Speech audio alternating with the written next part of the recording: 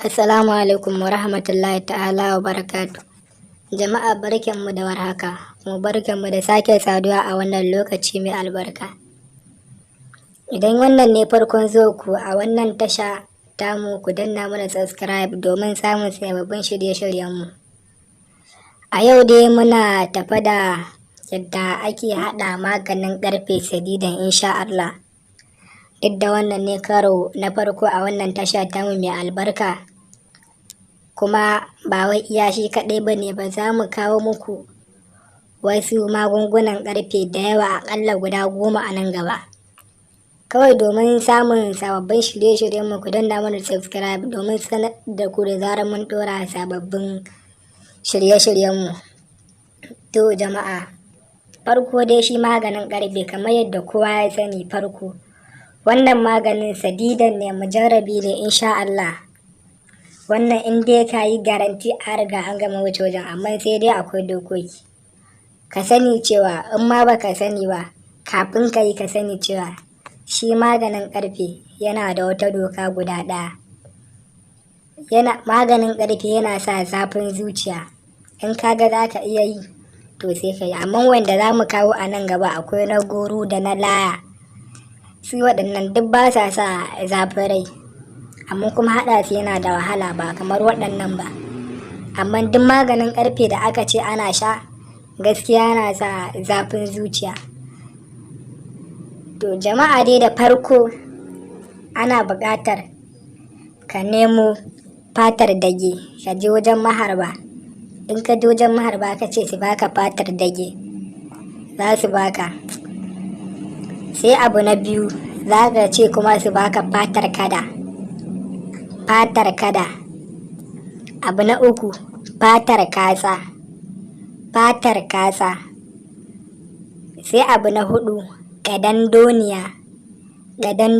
Gaba ɗaya wannan in dai ka je wajen maharba insha Allah duk za ka same su. Ga wanda suke a Kano kuma za su iya samun shi a Fage, ko kuma domin ƙarin bayani za ka iya kiran wannan namba da muka ɗora akan wannan bidiyo idan baka gane bayanin da aka yi ba. Na hudu shine gadan doniya shine na hudu.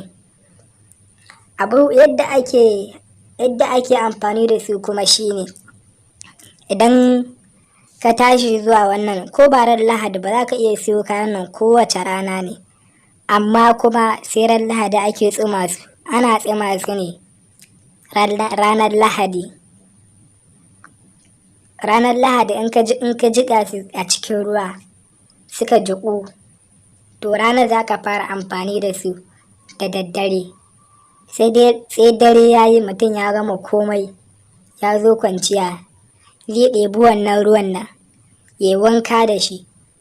Wanka ba wai da sabulu ba, da iya ruwan kawai za ka yi wanka a jikinka, sannan kuma ka dinga ɗiba kana sha.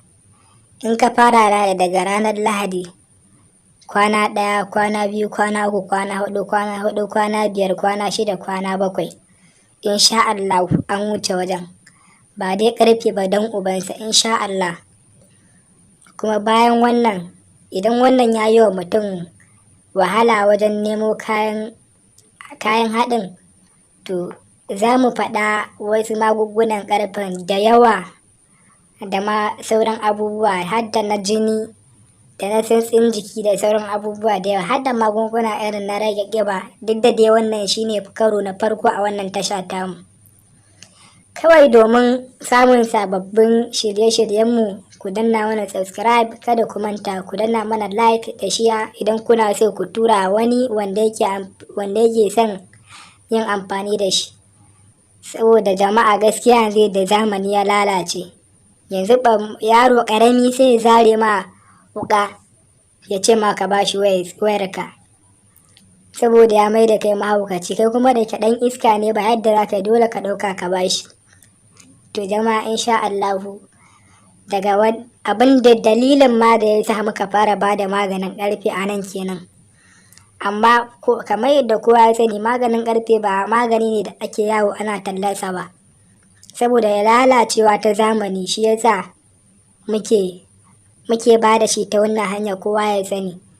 amma dan Allah dan annabi jama'a kada kai abin nan dan kai ka cutar da al'umma. In dai kai gaskiya ba mu yafe ba.